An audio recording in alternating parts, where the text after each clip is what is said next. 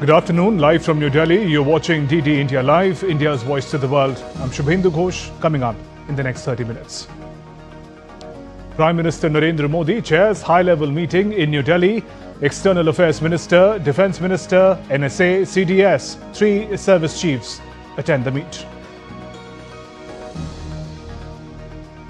Calm prevails across India's border states and along line of control. No drone activity or violation reported. Security forces remain on high alert. Russian president proposes holding direct talks with Ukraine in Istanbul on Thursday, says Ukraine talks should aim to eliminate root causes of conflict. The United States and Iran will hold another round of nuclear talks on Sunday in Oman ahead of President Trump's visit to Gulf nations.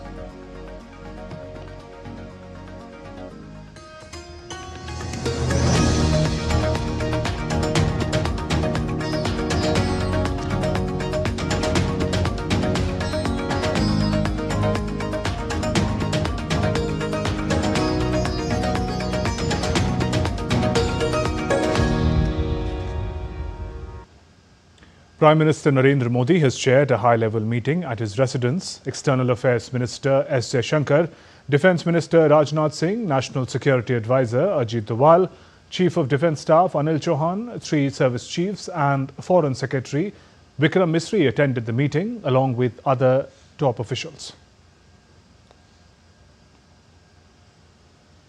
Earlier on Saturday evening, India and Pakistan agreed on an understanding on stoppage of all firing and military action. Foreign Secretary Vikram Misri said Director General of Military Operations of Pakistan called the Indian counterpart at 15:35 hours IST on Saturday. It was agreed between them that both sides would stop all firing and military action on land and in the air and sea with effect from 1700 hours Indian Standard Time on Saturday. Instructions were given on both sides to give effect to the understanding. The Director Generals of Military Operations will talk again on the 12th of May at 1200 hours.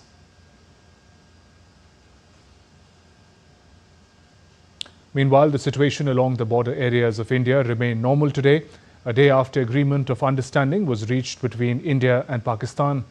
In Jammu and Kashmir, no drones firing or shelling activity were reported during the intervening night of May 10th and 11th. Calm prevailed on the borders of the Union Territory, especially along the line of control in Poonch and Rajouri. And as normalcy returns to Jammu, Sri Mata Vaishno Devi Shrine Board has pitched in to help the devotees.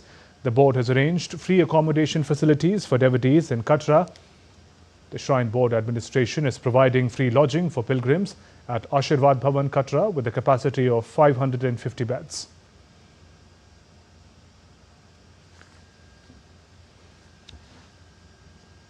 Life is slowly returning back to normal in Kashmir as well. Areas around Dal Lake and markets have started to open around Lal Chowk.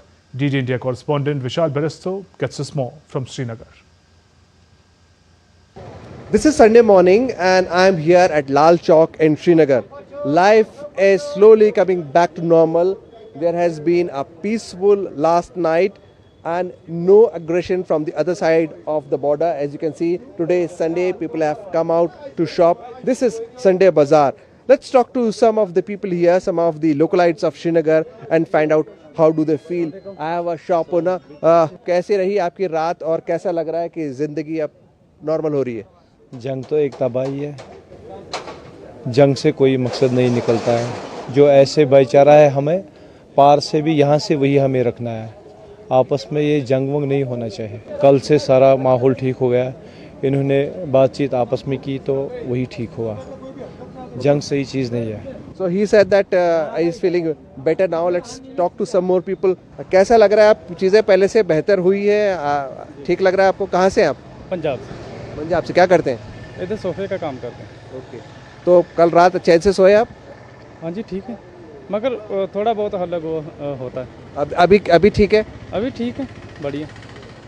So there you heard from the locals, from the people who are working here. They are from a different state. But as you can see, life is slowly coming back to normal. And slowly the markets would be opening. It has already started and people can heave a sigh of relief. With cameraman Mohit Uike from Lal Chowk in Srinagar, this is Vishal Baristo for DD India. The overall security situation across India's western border states remained stable through the night of May 10th and 11th, with no reported incidents of fire, enemy contact or hostile movement. In Punjab, several districts including Firozpur, Pathankot have returned back to normal, while red alert continues in Amritsar district, with Deputy Commissioner urging residents to remain indoors and avoid windows, while power supply has been restored for public convenience. In Rajasthan, no hostile movements or airspace violations were detected overnight. The state security establishment remains on alert. Gujarat also reported a normal situation across the run of Kutch, coastal areas and airspace. State headquarters and district administrations conducted a review meeting to assess and reinforce preparedness. The State Investigation Agency of Jammu and Kashmir Police today conducted searches at multiple locations across South Kashmir. The raids were carried out in the districts of Pulwama, Anantnag, Kulgam and Shopian in connection with ongoing investigations into cases related to anti-national activities.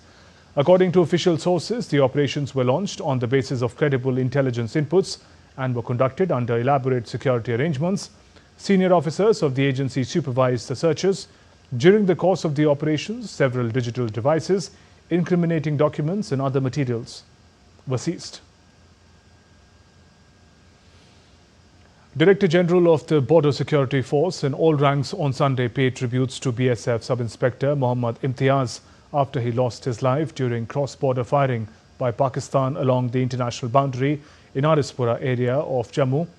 Taking to X, BSF says, and I quote, DGBSF in all ranks salute the supreme sacrifice made by BSF Sub-Inspector Mohammad Imtiaz in service to the nation on 10th of May during cross-border firing by Pakistan along the international boundary in Arispura area, Jammu. Prahari Parivar stands firm with the bereaved family in this trying time. Earlier, the BSF also informed that a wreath-laying ceremony with full honours will be held on May 11th at the Frontier Headquarters, Jammu, Balora. Justice was served for the victims of Pahalgam terror attacks as Indian Armed Forces launched Operation Sindur, hitting terrorist infrastructure in Pakistan-occupied Jammu and Kashmir and Pakistan. Terrorist attacks were planned and directed from these camps against India, but what transpired in the last few days was a show of dominance, superiority and edge by the Indian Defence Forces.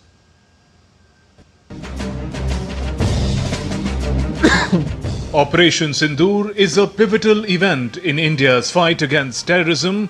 It is the boldest statement in a series of steps that India took under leadership of Prime Minister Narendra Modi to take the fight against terror to its very roots. In many ways, Operation Sindur marks a big turning point. Here's how. India displayed its capabilities and technological prowess to attack deep inside Pakistan with pinpoint precision and swiftness, not once but many times. 7th May strikes neutralized terror infrastructure at 9 different locations inside Pakistan-occupied Jammu and Kashmir and Pakistan. More than 100 terrorists were eliminated. Savai Nala camp was one of the most important camp of Lashkar-e-Toiba, was used for recruitment, registration and training of elite cadre. Sayyidna Bilal camp was the main center of JEM in Pakistan-occupied Jammu and Kashmir, located opposite Red Fort, Muzaffarabad. Gulpur camp, Kotli, is 30 kilometers from the line of control, active base of elite terrorists in Rajouri, Punch. Abbas camp, Kotli, is 13 kilometers from the line of control, training center of elite suicide bombers. Barnala camp, Bhimbar, is 9 kilometers from the line of control. Sarjal camp, Sialkot in Pakistan, is 6 kilometers from the international border. Mehmoona Zoya camp, Sialkot, was a major center of Hizbul Mujahideen. The attack on Pathankot Air Force Base was planned here. Markaz Taiba, Muridke, was headquarters of Lashkar-e-Taiba. Markaz Subhanallah, Bahawalpur, was headquarters of Jaish-e-Mohammed. Indian strikes neutralized 5 hardcore terrorists. Lashkar-e-Toiba's Abu Jandal was killed in strikes. He even received Guard of Honor at funeral by Pakistan Army.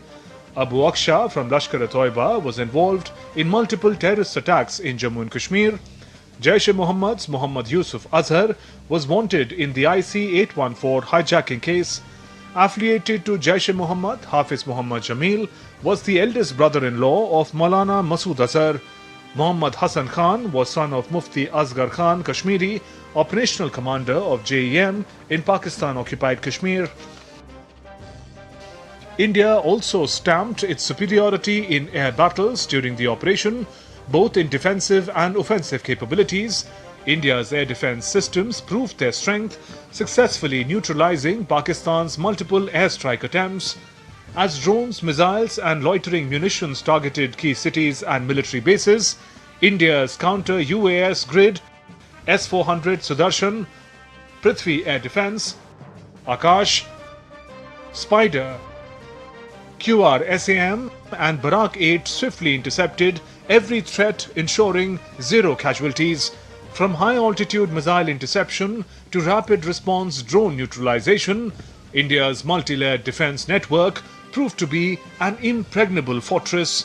Apart from this, the strikes on Pakistani airfields from Indian fighter jets and precision-guided missiles underlined India's ability to strike chosen targets at will without causing any collateral damage. The destruction to Pakistan air bases gave a powerful message to the adversary about India's capability to strike swiftly. Bureau Report, DD India.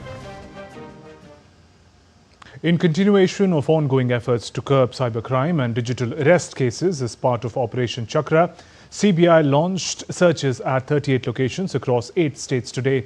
Raids are being carried out in connection with illegal activities involving digital arrest, impersonation, fraudulent advertisement, investment fraud, UPI frauds and so on. CBI arrested 5 persons from 4 states in view of their involvement in selling of SIM cards unauthorizedly, violating the KYC norms in conspiracy. The searches also led to seizure of incriminating documents and articles. The action is part of ongoing commitment of Government of India to severely deal with cybercrime and its perpetrators, with a special emphasis on dismantling the infrastructure behind such offences. The investigation is still underway. And we're heading for a short break. There's more coming up.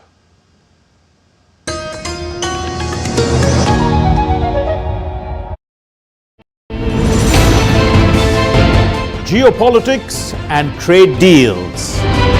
Economic challenges amid development. Hard work and the path to prosperity.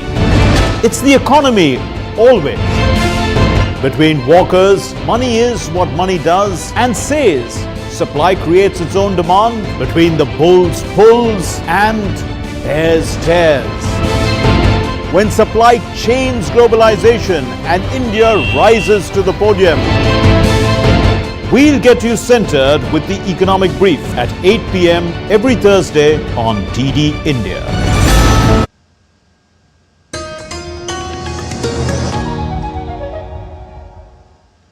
Welcome back. I'm Shubhendu Ghosh. Russian President Vladimir Putin is calling for direct peace talks with Ukraine, proposing a high-stakes summit in Istanbul on May 15th. The announcement marks the most serious signal of diplomacy since talks broke down more than 2 years ago, but with deep mistrust on both sides and a fresh push from the European leaders for an immediate ceasefire. The question remains, will this be a genuine step towards peace? Here's more.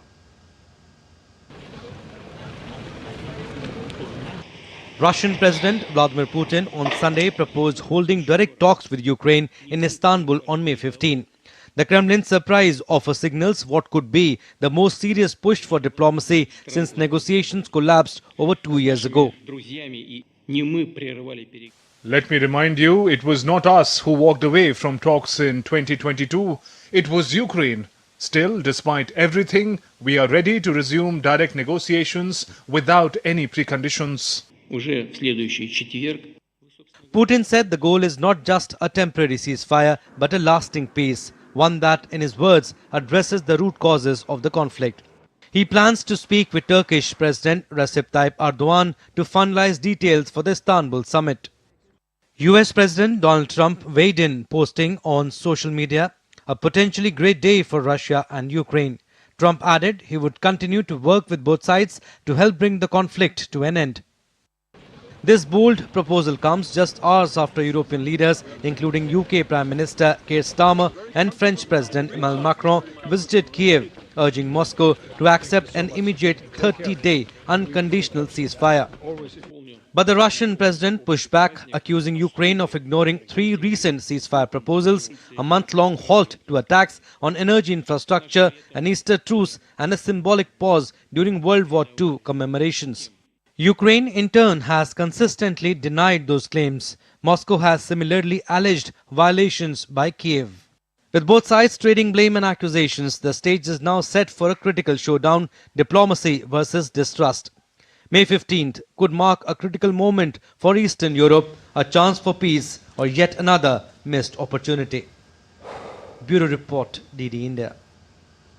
Iran will hold a 4th round of indirect nuclear talks with United States on Sunday in Oman.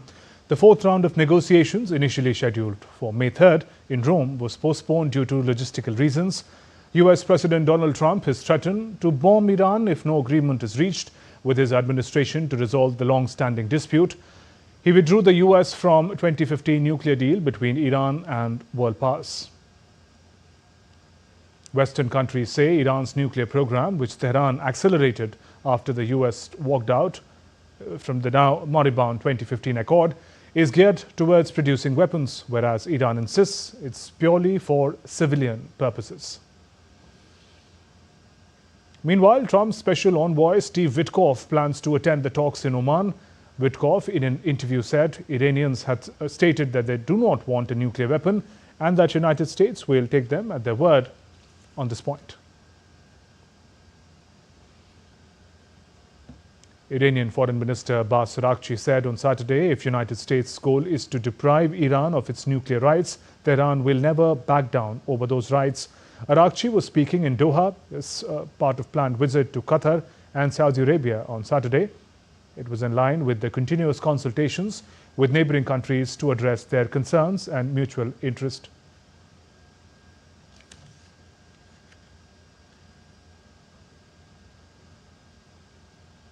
And we have a live update coming in.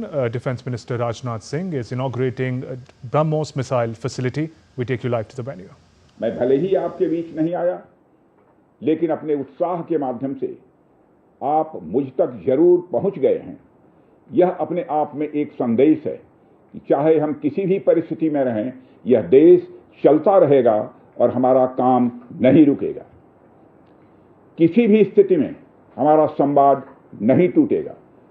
साथियों, आज का दिन हमारे शहर लखनऊ और हमारे राज्य उत्तर प्रदेश और हमारे पूरे देश के लिए एक ऐतिहासिक दिन है। आज का दिन मैं समझता हूं उस शक्ति की आराधना का दिन है जो हमारी सेनाओं को संबल प्रदान करती है, जो हमारी सेनाओं में निहित होकर दुश्मन पर कहर बरसाती है।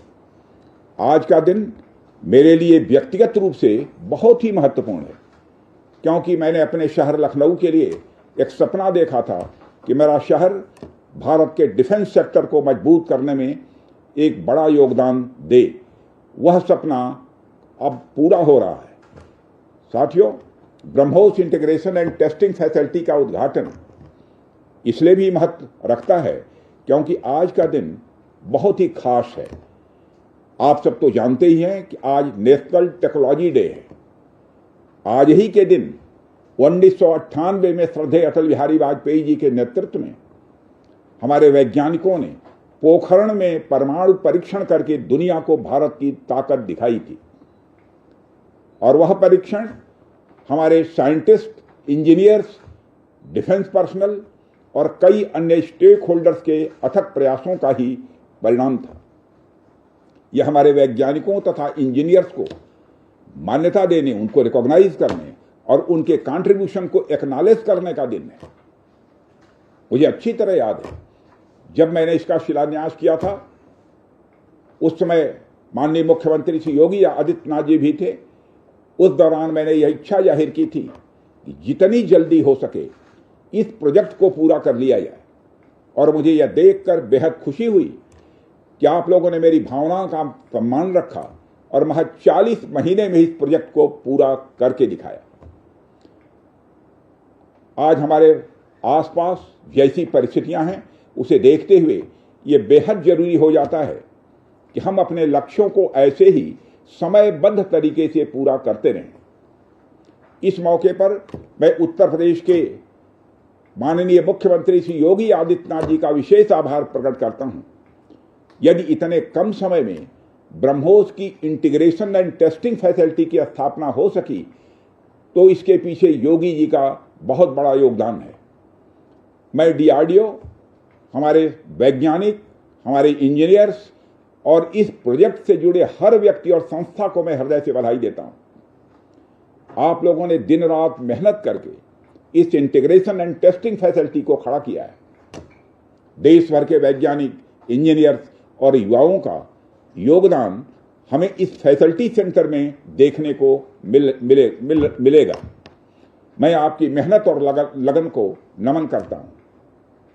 साथियों, हमारी सरकार जब उत्तर प्रदेश में डिफेंस कॉरिडोर के विजन को लेकर आगे बढ़ी थी तो उस समय हमारे सामने अनेक बड़े लक्ष्य थे।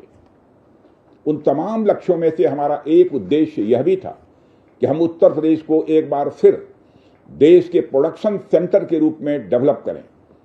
यूपी डिफेंस कॉरिडोर लखनऊ सहित कानपुर, झांसी, चित्रकूट, आगरा और अलीगढ़ से होकर गुजरता है और ये सभी नोड्स आने वाले समय में विकास के नए केंद्र बनकर उभरेंगे।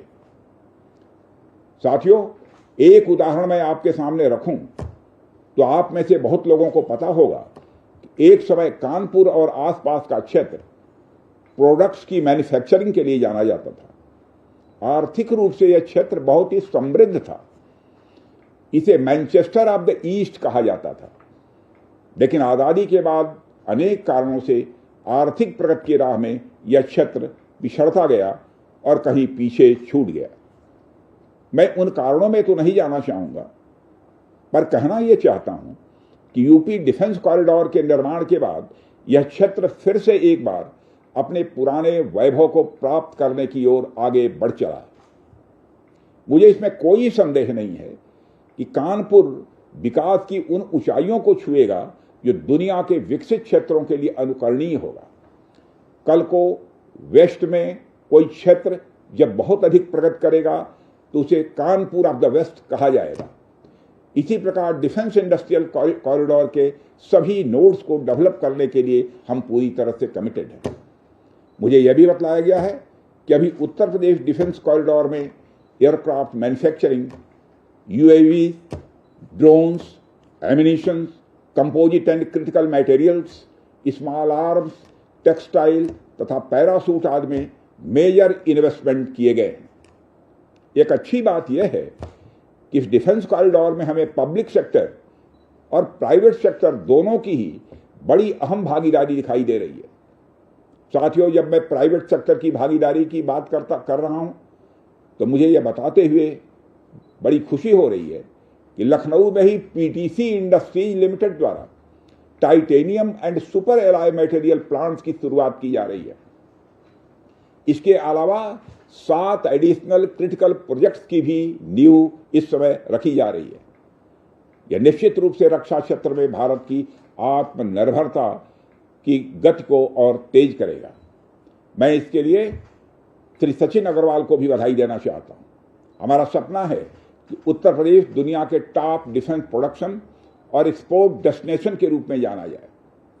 आज जो ब्रह्मोस फैसिलिटी शुरू हो रही है, मैं समझता हूं वह यूपी डिफेंस कॉरिडोर का यह गौरव होगा।